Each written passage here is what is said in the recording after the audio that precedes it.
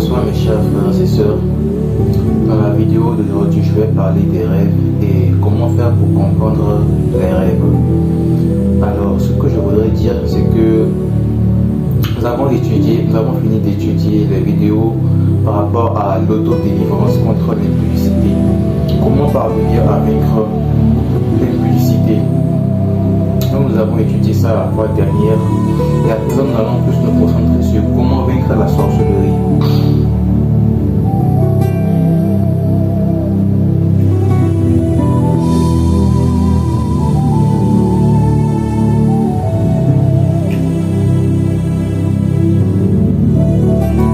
Alors dans le contexte de cette playlist, je vais d'abord expliquer comment Dieu communique avec nous les chrétiens à travers les rêves. Donc comment comprendre les rêves et comment les interpréter.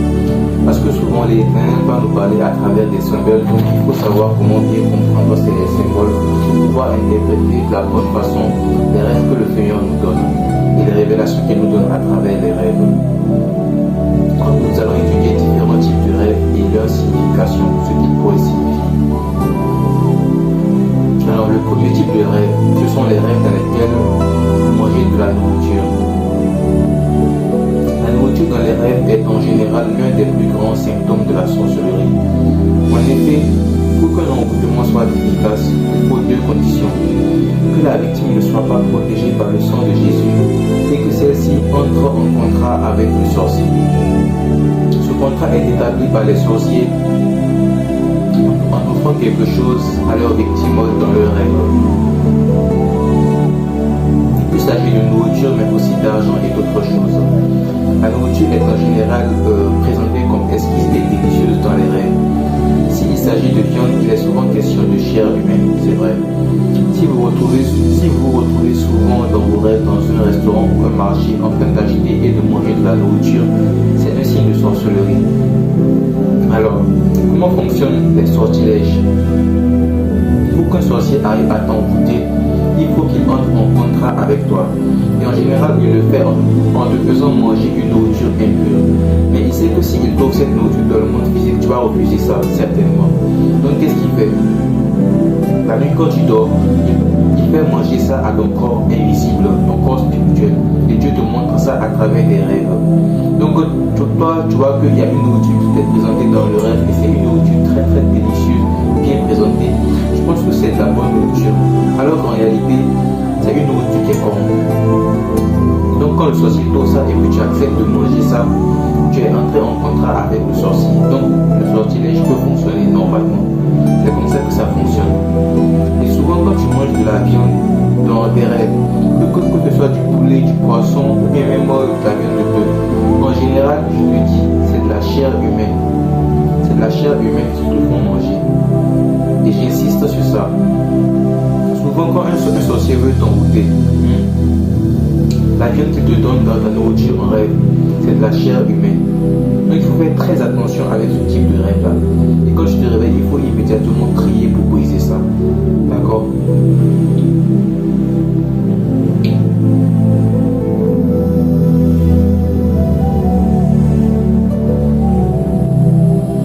Se retrouver dans un marché dans ses rêves. Tout comme il existe des marchés dans le monde physique, le monde invisible a aussi souvent des marchés dans lesquels ont lieu plusieurs transactions la nuit. Il peut s'agir de commerce d'étoiles, de sortilèges de toutes sortes de choses, mais aussi de consommation de chair et de sang humain. Donc vous voyez la manière dont dans le monde matériel, nous avons des marchés, des supermarchés, des centres commerciaux. C'est de la même façon que dans le monde spirituel, il y a aussi des systèmes commerciaux. Donc quand tu te retrouves dans un marché, dans tes rêves, il faut faire souvent attention à ce type de détails-là. Parce que tout comme il y a des marchés physiques, il y a des marchés spirituels. Et dans les marchés physiques, on vend des produits d'entretien, des détergents et puis tout ça. Dans le marché spirituel, on vend en général des produits qui sont basés des êtres humains, qui sont tirés des êtres humains. Ça peut être leur sang, ça peut être la chair humaine, ça peut être l'étoile des gens qui a été volée et puis qui est mystiquement vendue sur ces marchés. Ça peut être les destinées des gens et tout ça. Parfois même ça peut être des gens qui sont vendus pour être offerts en sacrifice. Donc il y a tous ces systèmes-là qui régissent le monde spirituel.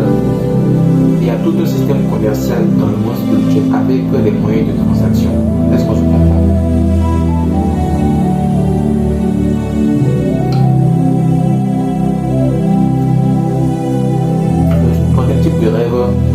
voir des animaux dans les rêves. Les sorciers, lorsqu'ils attaquent leurs victimes, ils peuvent souvent se déguiser et se transformer pour cacher leur identité. Donc ils le font parce qu'on appelle des esprits déguiseurs.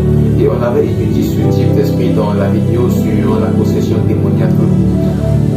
C'est le type d'esprit qui aide les sorciers à se transformer. Ces esprits leur donnent la capacité de prendre l'apparence d'autres espèces animales telles que des corbeaux, des hiboux, des oiseaux, des chats, des cafards, des lézards et bien d'autres. Donc qu'est-ce qui se passe? Parfois dans tes rêves, peut-être que tu vois des animaux se promener dans ta maison, des animaux que toi tu ne connais pas. Alors qu'en fait ce ne sont pas des animaux, ce sont plutôt des sorciers. Mais ils prennent l'apparence d'animaux avant de partir t'attaquer, parce qu'ils ne veulent pas que tu reconnaisses leur visage. Donc si par exemple toi, tu as une amie ou bien un ami qui veut pratiquer la sorcellerie sur toi, qu'est-ce qu'il fait? Il va se déguiser en un chat, en une souris ou bien en un animal avant de rentrer dans ta maison. C'est comme ça que ça fonctionne. 4. Voir les personnes venir devant la maison en voiture et en descendre pour tenter d'y pénétrer. Ce type de rêves sont directs et symbolisent une tentative d'infiltration par des sorciers dans la maison d'un chrétien. Tout comme le monde matériel a des moyens de déplacement, le monde spirituel dispose également de moyens de transport qui permettent aux sorciers de voyager à travers différents pays. Il peut s'agir d'avions, de bateaux, mais aussi de voitures et d'autres moyens de transport. Un sorcier peut utiliser ces choses pour se déplacer et arriver à destination. Il peut changer d'apparence avant de rentrer dans la maison de sa victime. Donc peut-être qu'il t'est arrivé de voir déjà en rêve, peut-être que c'était la nuit ou le jour, tu vois des gens que tu ne connais pas garés devant ta maison et puis ils essaient de forcer, de bousculer le portail de ta maison pour rentrer à l'intérieur. Donc tout comme dans le monde physique, on a des voitures, des véhicules et puis des moyens de transport, dans le monde spirituel aussi, les sorciers, ils utilisent ce type de choses-là, d'accord? Ils ont plusieurs types de véhicules différents, des bus, des avions et tout ça, et ils s'en servent pour leur transport à travers le monde spirituel, à travers le monde invisible. Et parfois, ça peut être des véhicules de couleur noire que tu vas voir en rêve. Donc, lorsqu'il s'agit de voitures, de véhicules noirs surtout, là, tu sais vraiment que ce sont des sorciers qui sont à l'œuvre. Et qu'est-ce qu'ils font? Ils prennent ça, ils se déplacent d'un lieu à un autre. Donc, s'ils veulent venir chez toi, ils utilisent la voiture, ils descendent et puis ils essaient de bousculer le portail de ta maison. 5. Voir sa maison dans la nuit ou le jour dans les rêves. Lorsqu'il s'agit de rêves ou bien en termes de rêves, l'Esprit de Dieu nous parle souvent en utilisant des symboles. Si dans ces rêves, l'on voit que sa maison est en plein jour, cela signifie qu'il y a de la lumière.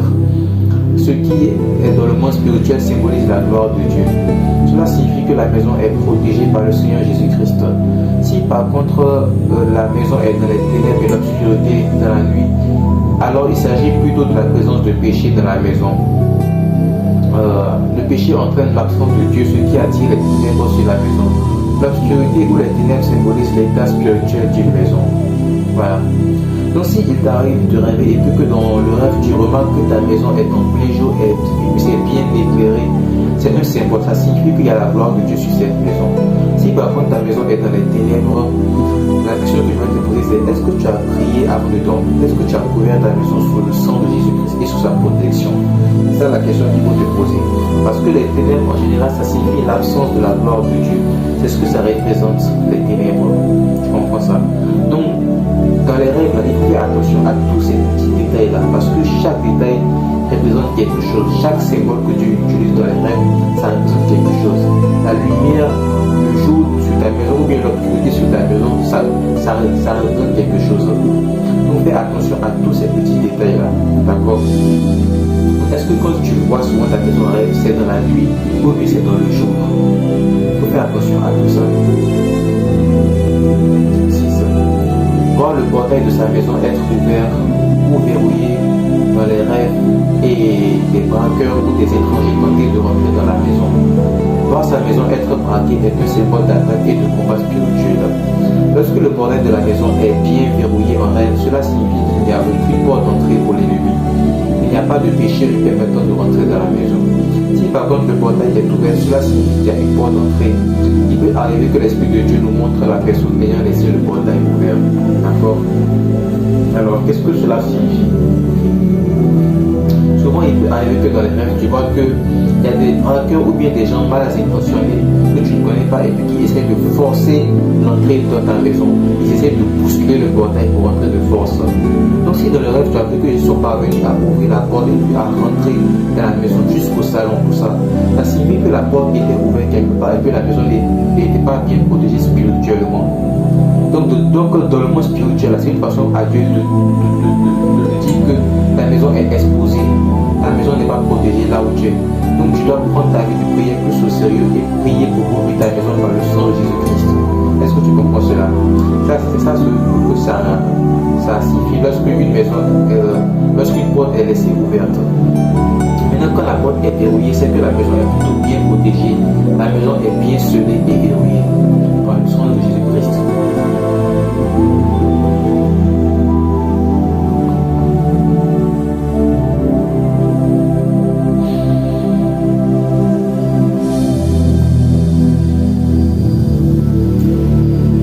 Être dans une maison, une école ou un lieu quitté depuis des années.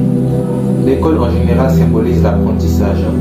Se retrouver dans une ancienne école ou maison est une façon pour l'Éternel de nous faire comprendre qu'il y a des leçons que nous sommes déjà censés avoir apprises dans la saison actuelle de notre vie, mais que nous n'avons pas encore bien assimilées. Ces leçons, excusez-moi, j'ai mal écrit ça. Ces leçons peuvent être des péchés passés, des addictions, des relations ou des amitiés auxquelles nous retournons et même d'anciennes habitudes auxquelles nous retournons. Tant que nous ne laissons ces choses et ces personnes derrière, nous ne pourrons pas entrer dans une nouvelle saison. Et l'Esprit de Dieu nous montrera d'anciens lieux afin de nous faire comprendre que nous sommes en retard, que nous n'avons pas encore enregistré certaines leçons. Donc en général, quand tu te retrouves dans d'anciennes maisons ou bien d'anciennes écoles en rêve, oui, c'est vrai que ça symbolise l'esprit de retard. Mais cet esprit, 95% du temps, il est causé par l'homme lui-même. Donc c'est à cause de tes propres décisions que tu te retrouves là, 95% du temps. Ce n'est pas la faute de Satan ou bien des démons. Il y a peut-être des choses que Dieu t'a dit de quitter depuis longtemps, mais toi tu ne peux pas quitter de ces choses-là. Donc la conséquence c'est qu'à chaque fois que tu lèves, tu vois que tu es dans d'anciennes écoles. Donc tu retournes en arrière pour apprendre les leçons que tu n'as pas apprises. Peut-être qu'il y a un ex toxique, ou bien un camarade, ou bien une camarade toxique, des gens avec lesquels tu as rompu les ponts. Et puis il veut tout faire pour revenir dans ta vie. Et puis Dieu te dit non, pas à ces gens-là. Mais qu'est-ce qui se passe? Toi, tu veux retourner forcément à ces gens. Donc, quand tu retournes à eux, qu'est-ce qui se passe? La nuit en rêve, tu vois que toi, tu rêves que tu es dans l'école primaire ou bien le lycée même. Une école que tu as quittée depuis longtemps, tu te retrouves là. Et plus tu te retrouves loin dans le passé, plus tu es reculé en arrière. Tu comprends ça? Il y a des gens qui se retrouvent à l'école primaire, une façon à Dieu pour les faire comprendre à quel point ils sont en retard. Il y a des habitudes, peut-être la paresse, peut-être les addictions à la pornographie, à l'alcool, à la drogue, des choses que dont Dieu t'a délivré depuis très très longtemps. Mais comme tu refuses de quitter ces choses-là, donc quand tu lèves, tu vois que tu es toujours dans d'anciens lieux, d'anciennes écoles, il y a un esprit de retard dans ta vie.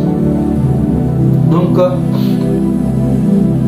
quand tu te retrouves dans d'anciennes écoles ou bien maisons, ça symbolise des leçons que tu n'as pas encore pleinement apprises. C'est ça ce que ça représente, tu comprends? Ça signifie que tu dois vraiment améliorer ta relation avec Dieu et puis tu dois quitter certaines choses, tu dois laisser certaines choses derrière toi. C'est ça ce que ça signifie, le fait de se retrouver dans d'anciens lieux. Donc quand Dieu te dit, laisse quelque chose et puis passe à autre chose là, laisse cette chose-là. Que ce soit une amitié, une relation, une habitude, une addiction, laisse ça derrière toi et passe à autre chose. Sinon tu vas voir en rêve que tu es toujours en retard.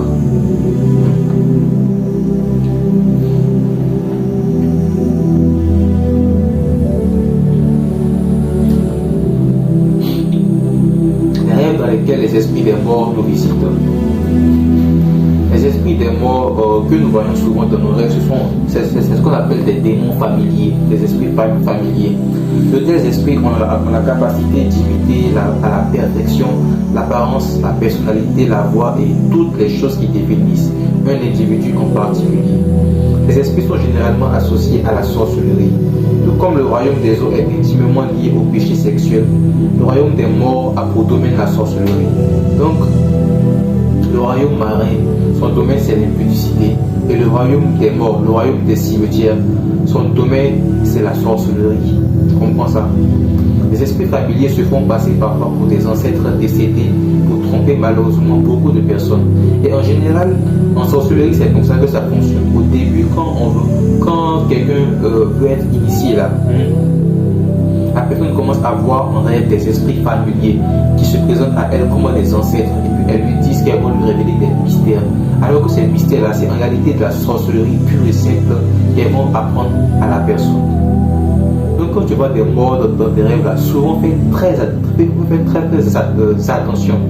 Dieu peut te parler à travers en prenant, Dieu peut permettre que tu aies des rêves dans lesquels tu vois des gens morts te parler. Mais ça c'est très rare. La plupart du temps quand il y a des morts dans tes rêves, il faut faire attention, il faut te méfier. Tu comprends cela? Méfie-toi. Et prends ta vie de prière au sérieux. Donc faites attention aux personnes mortes que vous voyez dans les rêves. Pour identifier un esprit dans un rêve, il faut faire attention à l'aura qui émane de lui. Les démons et les anges peuvent camoufler leurs apparences, mais ils peuvent difficilement cacher leur nature profonde. Si les esprits que vous voyez en rêve sont de Dieu, vous sentirez une paix qui émane d'eux. Vous ne sentirez ni peur ni crainte en leur présence. S'il s'agit par contre de démons ou d'esprits impurs, il y aura une aura maléfique qui émane d'eux et votre esprit le sentira. Vous sentirez une aura de mal qui se dégage d'eux, et le simple fait d'être dans leur présence vous donnera un sentiment de peur et de frisson. Donc, si l'esprit devant lequel tu es, c'est un ange de Dieu, en général, tu ne sentiras pas de peur dans sa présence. Tu seras à l'aise. Tu sentiras une paix dans la présence de l'esprit. Si c'est un démon, il peut prendre l'apparence d'un ange de lumière, mais quand tu seras dans sa présence, généralement, tu vas sentir qu'il y a quelque chose qui ne cloche pas. Tu auras peur. Tu sentiras de la peur. Et puis tu sentiras une aura de mal qui se dégage de l'esprit là. Parce que toi tu es un esprit, eux aussi ce sont des esprits. Donc ils peuvent camoufler leur apparence, mais ils ne peuvent pas cacher leur nature profonde. Tu comprends? Un peu comme si tu restes à côté d'un feu ou bien de la glace. Tu vas sentir la chaleur du feu ou bien la fraîcheur de la glace si tu es assez proche. Donc comme ce sont des esprits, toi aussi tu as un corps spirituel. À travers ton esprit tu peux sentir leur nature. Donc fais attention. Quand tu vois un esprit en rêve ou bien une personne là, est-ce que tu sens du mal se dégager de la personne ou bien plutôt du bien? Fais attention à ces détails là, parce que dans les rêves souvent il y a des esprits familiers qui peuvent prendre l'apparence d'être humains, pas forcément des morts, mais des personnes que tu connais peuvent venir te parler et peuvent te tromper. Donc il faut faire attention à tous ces petits détails là dans les rêves. D'accord? Comment tu te sens dans la présence de la personne? Est-ce qu'elle t'inspire de la peur? Est-ce qu'elle te fait peur? Et si la personne en question c'est une sorcière, tu vas voir que même quand tu es dans sa présence là, tu vas te sentir mal à l'aise. Tu vas sentir comme du mal qui se dégage d'elle. Et puis tu auras peur dans sa présence. Donc en fait c'est ce que tu vas ressentir. Tu comprends? Le sexe dans les rêves est une alliance, une autre façon de créer un contrat. Un sorcier ou une sorcière étant amoureux d'une personne et ne pouvant l'obtenir peut tenter de coucher avec le corps invisible de cette personne par son propre corps invisible. Le sexe en rêve peut conduire à la production de liquide au niveau des organes géniteurs mâles et femelles.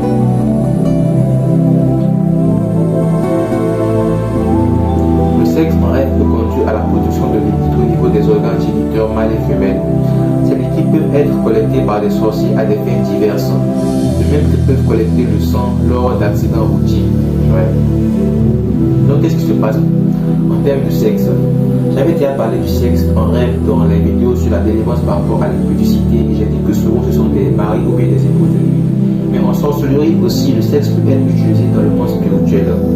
Donc certains sorciers, s'ils ne peuvent pas te toucher physiquement, la nuit, ils sortent de leur corps, ils viennent coucher avec toi. Et comme ton corps et ton esprit sont liés par ce qu'on appelle le cordon d'argent, tu vas ressentir dans ton corps ce qu'ils font. C'est pour ça que les garçons finissent par faire sortir leurs semences, ou bien les filles, il y a des liquides qui sortent de leur corps. Tu comprends ça? Donc quand le sorcier vient coucher avec quelqu'un, le corps physique de la personne ressent ça parce que le corps et l'esprit de la personne sont liés. Donc quand il fait ça à ton esprit, ton corps ressent ça. Tu comprends?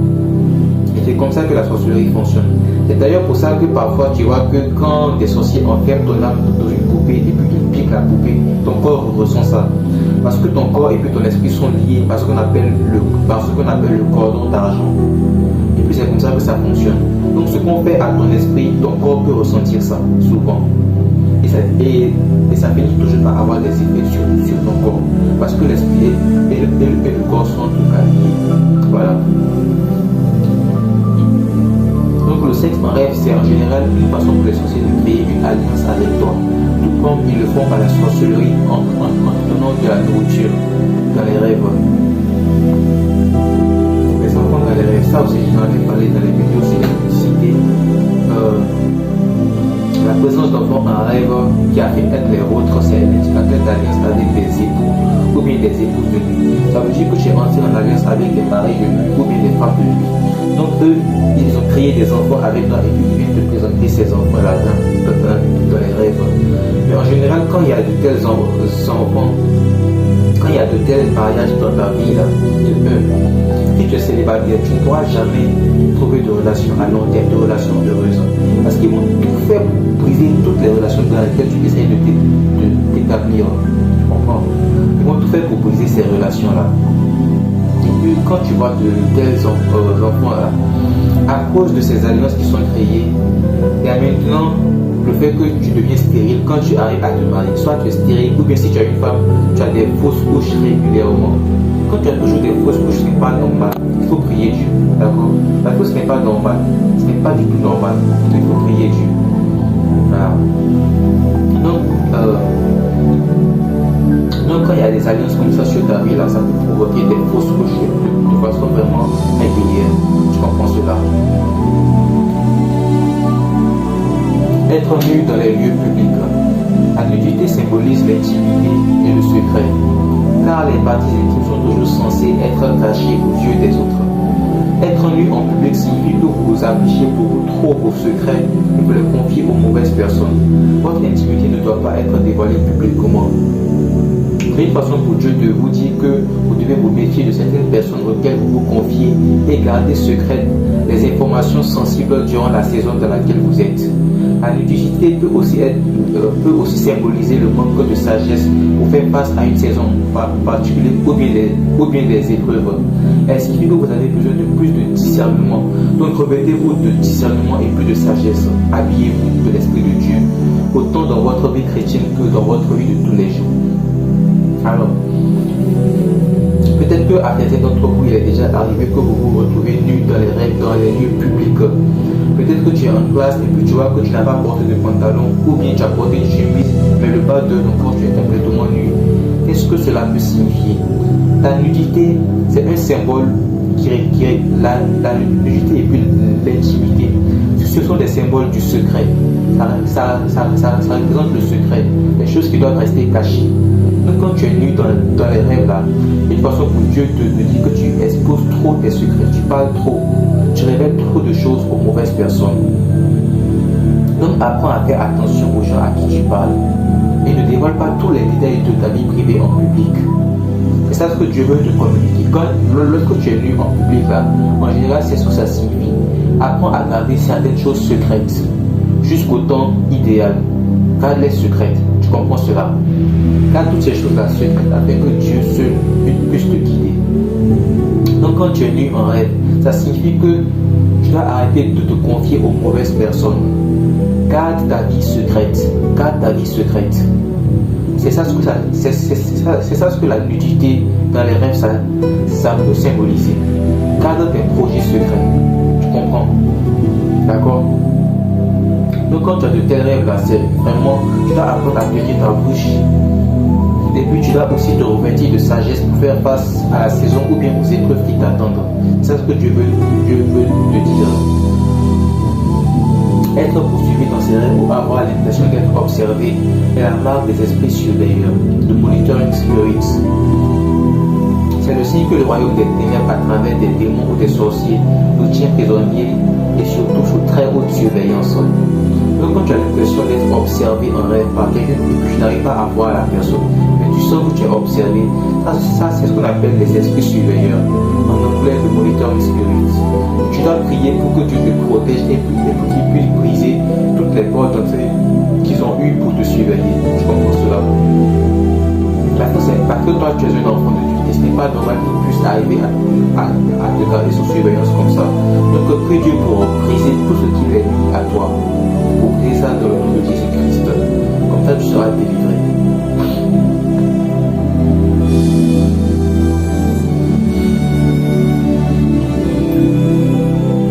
Voir quelqu'un jeter des déchets et de la poubelle sur votre maison. Les déchets sont un symbole de rejet. Il s'agit de ce dont une personne ne veut plus. Donc si tu vois des déchets être jetés sur ta maison ou bien tu vois que ta maison est remplie d'ordures, c'est un symbole de sorcellerie et puis d'envoûtement. Ça signifie que quelqu'un a placé une malédiction de rejet sur ta vie. Si tu vois en rêve que tu es marié et puis le jour de ton mariage, les gens jettent de la poubelle sur toi et puis ton mari, des ordures. Ça signifie qu'ils sont en train de maudire ton mariage pour que ton mari te rejette. Ils sont en train de vouloir briser ton foyer. Et tu vois que chaque fois que tu vas déposer ton CV au travail pour chercher un poste, tu vois qu'il y a de la poubelle dans le bureau là où tu parles, ou bien il y a des déchets, de la saleté autour de toi, ou bien même sur toi. Quelqu'un est en train de maudire ta vie pour que ton CV soit rejeté. Parce que les ordures, ça symbolise le rejet. Et comme on l'a dit, Dieu parle à travers les symboles. Donc les déchets, ça c'est ce que personne ne veut plus. Donc quand quelqu'un jette ça sur ta maison là, sa poubelle, la personne est en train de maudire ta vie, de maudire ta maison, pour que tu n'avances pas dans la vie. Et il faut briser ces rêves là, il faut faire des prières d'autorité pour détruire ça. Tu comprends?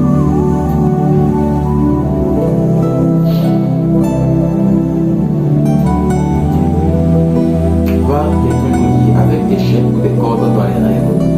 Les chaînes symbolisent l'esclavage. Être lié en rêve par une personne signifie que cette personne nous tient de façon mystique sous son emprise. Cela se fait par la sorcellerie et la magie. Lorsqu'un sorcier envoûte un chrétien et que le chrétien brise l'envoûtement par la prière, en général dans la même période, le sorcier ou la sorcière tentera de contacter la victime, soit physiquement par appel ou message, soit spirituellement en apparaissant dans ses rêves. Donc quand tu vois que quelqu'un te tient lié par des chaînes en rêve, la personne la cherche à te maîtriser, à contrôler ta vie et puis à te contrôler. C'est ça ce que ça représente, les chaînes dans les rêves. Parce que les chaînes, ça symbolise l'esclavage. Donc tu es esclave de la personne. Peut-être que tu as une femme mariée et puis tu vois que ton mari est attaché par des chaînes par une autre femme.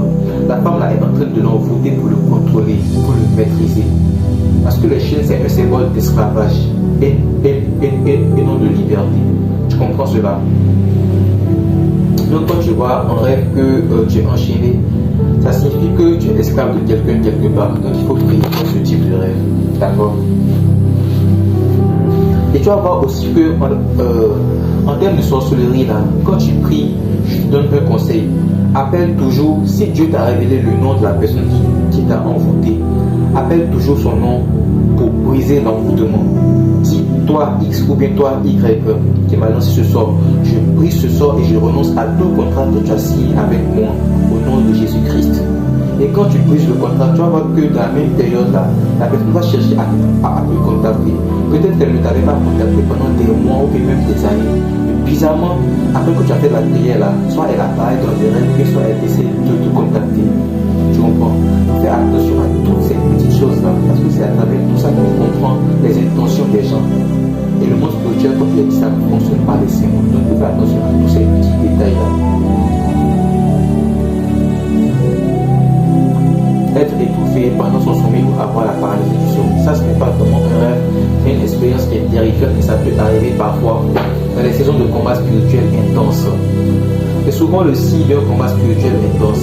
Il peut arriver qu'une de vos narines se bloque, ça c'est ce qui arrive fréquemment.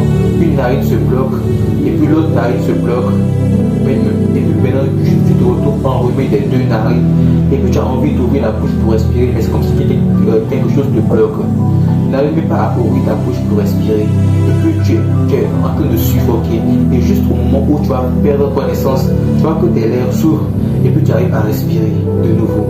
Donc quand tu as ce type de choses, c'est que c'est une attaque de sorcellerie, c'est une attaque démoniaque. Le royaume des ténèbres essaye de te tuer. C'est ça ce qu'ils font. Et vous savez, ce type de choses-là, c'est la raison pour laquelle certaines personnes meurent dans leur sommeil. Parce qu'il y a des gens à qui ça arrive, ils n'arrivent même pas à ouvrir la bouche jusqu'à la fin, ils étouffent comme ça, c'est fini. Ils meurent dans leur sommeil.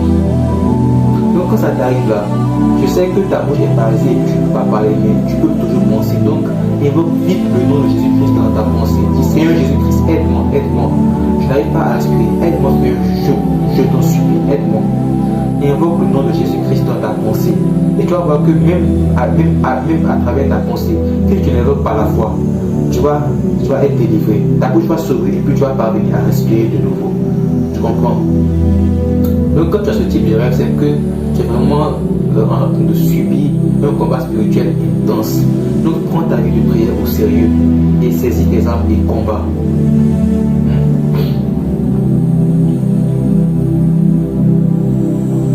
Voir des serpents ou bien des animaux dans les rêves. Le serpent est un animal qui représente en général la manipulation. Il s'agit d'un esprit caractérisé par deux choses, la manipulation et puis l'orgueil. La présence de serpents dans vos rêves est une façon pour Dieu de vous avertir quant à votre entourage, que cela soit au travail, à l'école ou à la maison. Le serpent représente aussi la sorcellerie. Voir un serpent en rêve avant un événement majeur dans votre vie, tel qu'un mariage ou une promotion, signifie que vos bénédictions sont combattues par des forces occultes. Il faut chercher la sagesse de Dieu pour chaque décision que l'on prend et se méfier de certaines personnes auxquelles on se confie. Donc quand tu vois des serpents dans tes rêves là, le serpent c'est un animal rusé. Il est très rusé. Le serpent représente la manipulation, tout comme le poisson ou bien les esprits des eaux représentent l'impudicité. Le serpent représente la manipulation. Donc quand tu vois quelqu'un qui est possédé par un esprit de serpent, ça signifie que la personne a un esprit de manipulation en elle. Et cet esprit, il y a deux caractéristiques. Il y a la manipulation, il y a aussi l'orgueil. Ce qui fait que tu ne peux pas, ce qui fait qu'il est très difficile pour la personne de recevoir des remarques. Parce qu'il y a une forme d'orgueil vraiment développée dans la personne. Donc quand tu vois des serpents en rêve, c'est ce que ça représente. Prendre des examens difficiles dans les rêves. Les examens sont en général une étape cruciale avant l'élévation d'un chrétien. Donc prendre un examen difficile en rêve signifie que l'on n'est pas encore bien préparé pour la saison qui arrive. Cela signifie que l'on doit donc plus se préparer d'abord spirituellement en renforçant sa relation avec Jésus-Christ et ensuite sur le plan physique en évitant la paresse et puis en laissant derrière certaines habitudes. Voilà. Peut-être qu'il t'est déjà arrivé dans le passé de prendre des examens assez difficiles dans des rêves. Qu'est-ce que cela symbolise? Un examen vient avant une promotion en général. Quand on veut te recruter pour un poste, on te fait passer une série d'examens pour voir tes aptitudes. Quand l'armée veut te recruter, il y a d'abord des tests physiques pour te faire passer. Donc l'examen c'est un symbole de promotion, ça vient avant la promotion. Et quand tu vois en rêve que tu prends un examen qui est difficile, ça signifie que Dieu veut te promouvoir, Dieu veut t'élever, mais tu n'es pas encore prêt pour la promotion. Donc en rêve, Dieu te montre que soit tu échoues à l'examen, soit l'examen est trop difficile pour toi et que tu n'arrives pas à passer le test. C'est une façon pour Dieu de te dire que tu dois prendre ta vie au sérieux parce que tu n'es pas encore prêt pour la promotion, pour l'élévation qu'il veut te donner. D'accord? Et l'élévation, ce n'est pas que financière en général. C'est vrai, il y a le côté financier, mais ce n'est pas que financier. Il y a aussi le côté spirituel. Ça peut être quelque chose de spirituel. Donc quand Dieu veut t'élever et que tu vas dans les rêves, que tu échoues à tes examens, ça signifie qu'il y a des choses que tu n'as pas encore apprises. C'est un peu comme la vallée du retard. Il y a des leçons que tu n'as pas encore apprises. Donc s'il y a des habitudes que Dieu t'a dit depuis longtemps de quitter, quitte ça. Ne sois pas comme Saoul. Saoul a partiellement obéi à Dieu. Dieu lui a dit, détruis tout. Mais qu'est-ce qu'il a fait? Il a détruit une partie et puis il a laissé une partie. La désobéissance L'obéissance sélective n'est pas de l'obéissance, c'est de la désobéissance. Laisse-moi dire ça de nouveau. L'obéissance sélective à Dieu, quand tu choisis ce que tu vas faire et tout ce que tu vas pas faire, ça ce n'est pas de l'obéissance, c'est de la désobéissance. C'est à cause de ça que Saoul a perdu son onction. Donc fais attention. Quand Dieu t'a dit arrête de faire quelque chose dans une saison, arrête ça. Pour réussir à ces examens là, dans les rêves là, arrête ça. Tout ce que Dieu t'a dit de laisser en arrière, laisse ça en arrière et obéis à toutes les instructions de Dieu. Laisse-le te transformer et apprends les leçons du passé. Ne retourne pas à tes anciennes addictions, relations ou une amitié toxique. Change. D'accord? Le 19e type de rêve. Enfin, numéro 19. Voir un poisson ou un animal entrer dans le corps d'une personne ou voir une personne à moitié homme et à moitié animal. Voilà. Un homme avec une moitié appartenant à une autre espèce animale peut signifier que cette personne a un niveau de possession démoniaque très élevé. La fusion avec un autre animal signifie que l'esprit démoniaque est implanté dans la personnalité, dans l'âme et le tempérament de la victime. Ce type de possession nécessite des prières de délivrance sérieuses avec des journées entières de prière à jeûne. Un homme fusionné à un animal peut aussi être le signe d'un problème de cœur. Une telle personne a besoin que l'Esprit de Dieu change son cœur et sa nature et fasse d'elle une création nouvelle. Comprends cela. Voilà. Donc écoute bien.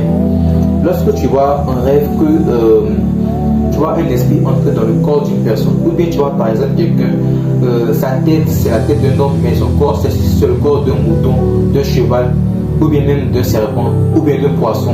Quand tu vois les choses comme ça signifie que la personne est tellement possédée par l'esprit. L'esprit contrôle tellement la personne que dans le rêve, Dieu te montre que la personne a pratiquement fusionné avec le démon. Ça signifie que la personne fait pratiquement un avec le démon. Donc dans ce type de cas-là, il faut beaucoup de prière, mais surtout beaucoup de patience. Il faut une prière intense pour la personne. Parce que quelqu'un qui est à ce niveau de possession-là, quelqu'un que, en fait, la personne ne doit même pas se rendre compte qu'elle a besoin d'aide. Parce que l'esprit le possède tellement, l'esprit la contrôle, la manipule et puis l'influence. Elle ne se rend même pas compte qu'elle a besoin d'aide. Elle pense qu'elle est bien là où elle est, alors qu'elle a besoin d'aide. Et puis elle ne s'en rend pas compte. Donc quand tu pries pour quelqu'un comme ça, il faut vraiment faire preuve de patience. Il faut être très patient, tu comprends? Donc quand tu vois dans tes rêves un homme qui est fusionné avec un animal, ça signifie que la personne est vraiment à un niveau de possession démoniaque très élevé. Et puis le démon contrôle tellement la personne qu'il a pratiquement fusionné avec elle dans le monde spirituel. Les deux sont pratiquement devenus qu'une seule chair. Tu vois ça? Donc il faut vraiment... Donc quand tu as ce type de rêve et puis quand tu vois quelqu'un qui est comme ça là, il faut prier pour la personne, mais il faut aussi savoir garder des distances, surtout quand c'est dans le milieu du travail ou bien à l'école là. Il faut apprendre à garder des distances des gens comme ça, d'accord?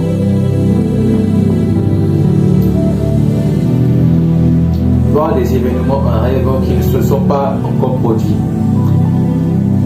De tels rêves sont simplement des avertissements quant à ce qui se produira dans un futur proche ou lointain.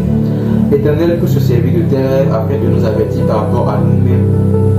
Si nous nous voyons commettre certaines erreurs dans le futur, il s'agit pour l'Éternel de nous mettre en garde afin que nous prions pour empêcher cela. Il faut prendre de tels avertissements très au sérieux.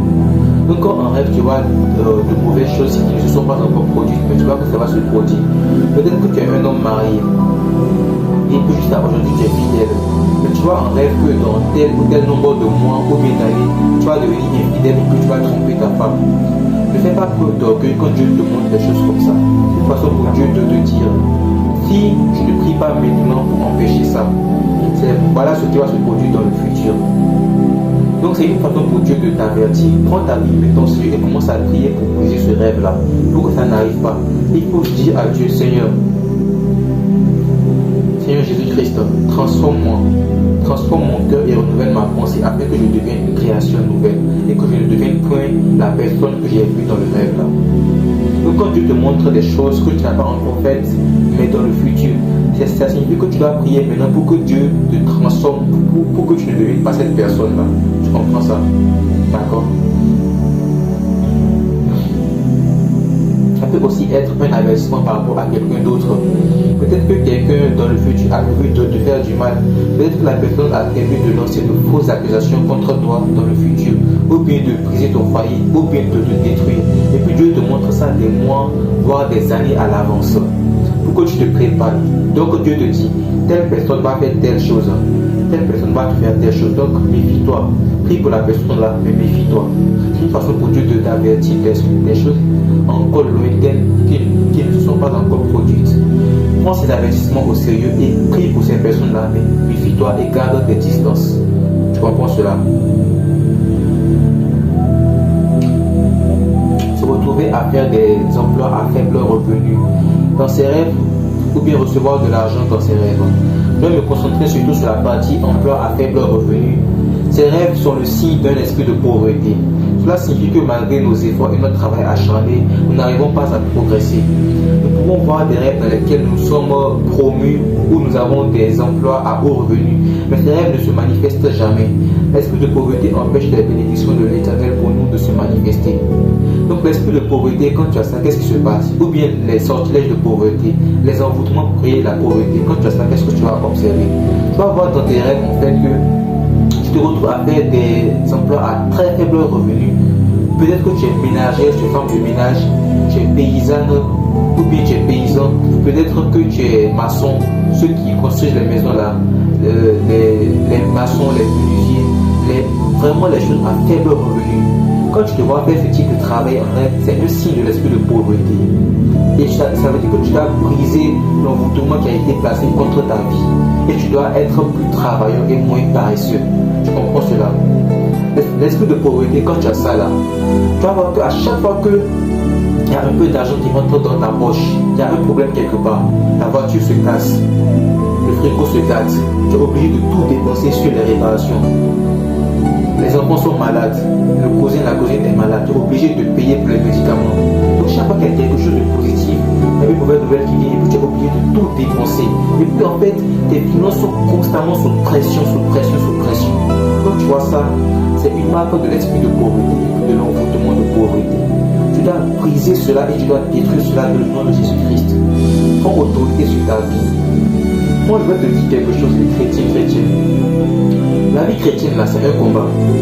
Ce n'est pas quelque chose, tu vas rentrer dedans pour t'amuser et puis pour dormir. Parce que le moment là où tu deviens chrétien, ça peut te voir comme un ennemi à tuer. Il va tout faire pour te détruire. Moi je n'aime pas ces histoires, franchement moi je n'aime pas ces histoires là où on pense que c'est le pasteur qui doit combattre pour nous, prier pour nous. Au début quand tu deviens chrétien, d'accord, tu as une foi faible, donc on peut t'accompagner et prier pour toi. Mais au fur et à mesure, tu dois apprendre à porter ta croix. Tu n'iras pas au ciel parce que le pasteur a prié pour toi, tu iras au ciel parce que tu as marché dans la sanctification. Le pasteur peut tout faire, l'église peut tout faire. Si toi tu ne portes pas ta croix, tu n'iras nulle part. La vie chrétienne là, c'est un combat. Et si tu ne combats pas, Satan va te détruire impitoyablement. C'est comme ça. Prends tes responsabilités chrétiennes et saisis ta chance. Viens à Jésus-Christ et marche dans la sanctification. C'est comme ça seulement que tu vas t'en sortir. Il n'y a pas d'autre moyen. Comme les Français aiment le dire, il n'y a pas 36 solutions. Tu comprends? Marche dans la sanctification. D'accord? Donc quand tu vois que tu as l'esprit de pauvreté là, il faut briser les envoûtements et vraiment prendre ta vie de prière au sérieux. Manquer des vols en rêve ou avoir un crash ou un accident. Manquer des vols ou des voyages est le signe que vous êtes en train de vouloir retarder une décision majeure, ce qui pourrait vous faire manquer des opportunités en or. Si vous avez procrastiné sur certaines décisions durant votre vie, vous devez les prendre le plus vite possible afin de ne pas rater ces opportunités. Voilà. Donc la première interprétation, quand tu vois que tu as manqué un vol ou bien un voyage, une façon pour Dieu de te dire que tu es sur le point de rater quelque chose d'important à cause du manque de préparation, à cause de la paresse, à cause de l'indécision. Donc décide-toi vite et prends ta chance. D'accord? Parce qu'il y a des opportunités qui ne reviennent pas. Ça, c'est la première interprétation. Maintenant, quand tu manques un vol ou bien quand il y a un crash ou bien un accident, ça peut être aussi une façon pour Dieu de dire que tu dois reporter ce voyage-là. Tu dois remettre ce voyage-là à plus tard. Dieu veut que tu annules le voyage-là parce que ça va mal se terminer. Si par exemple c'est un projet que tu fais et puis tu vois que et puis tu demandes à Dieu de te guider sur ce projet et puis tu vois en rêve que tu as un accident, peut-être que ça signifie que ce projet-là ça va mal se terminer. Donc Dieu veut que tu quittes ça maintenant pour passer à autre chose. Ça peut être ça. Mais fondamentalement, pour comprendre vraiment les rêves là, il faut prier Dieu de nous guider dans la prière. Il faut prier Dieu de nous guider. Il faut de nous donner le discernement pour comprendre les rêves. Quand tu as l'Esprit de Dieu là, Dieu peut te donner le discernement. Dans la Bible, il a dit qu'il y a des hommes qui avaient le don des songes et puis d'autres qui avaient le don d'interpréter les songes. Donc notez comment il y a une différence entre les deux types de dons. Tu peux avoir le don de songe, mais pas forcément savoir comment interpréter ça, comme Joseph. Donc il faut prier à Dieu de lui donner le discernement pour savoir interpréter les songes que tu as. Tu comprends? Et ce que je voudrais dire par rapport à la relation avec Jésus-Christ, c'est que la manière dont Dieu parle est unique à chaque individu. Dieu ne va pas parler à quelqu'un d'autre de la manière dont il te parle. Il te parle à toi d'une façon unique. C'est pour ça que tu dois apprendre à faire attention à la voix de Dieu. Tu vas te parler en général d'une manière que toi seul tu vas comprendre. Il a dit que s'il parle comme ça à quelqu'un d'autre, la personne ne va pas comprendre cela. Tu vois ça. Donc fais vraiment attention à la voix de Dieu et à ce qu'il te dit. À présent, je vais vous enseigner une petite prière qu'on va faire. Voilà.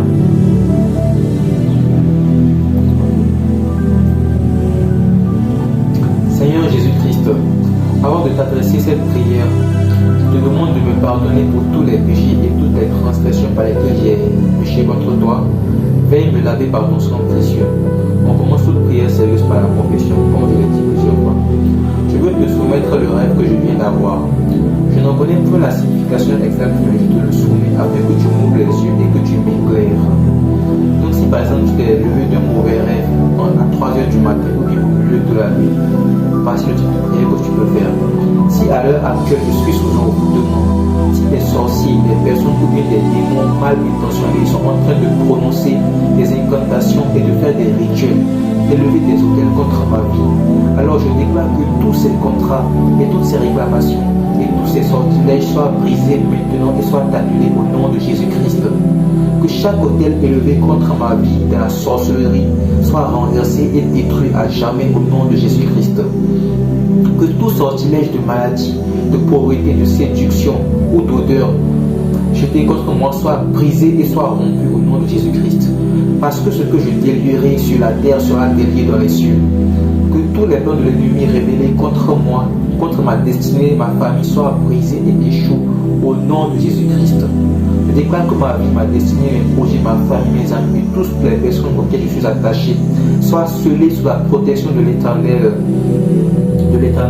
et le sang de l'agneau au nom de Jésus-Christ. Que tout projet futur de l'ennemi contre nous tous échoue maintenant en Jésus-Christ. Donc étape par étape, tu brises tout ça. Quand tu as des mauvais rêves et puis tu te rêves là, et puis tu te réveilles là, étape par étape, tu brises tout ça et puis tu dis que tout ça soit détruit au nom de Jésus-Christ.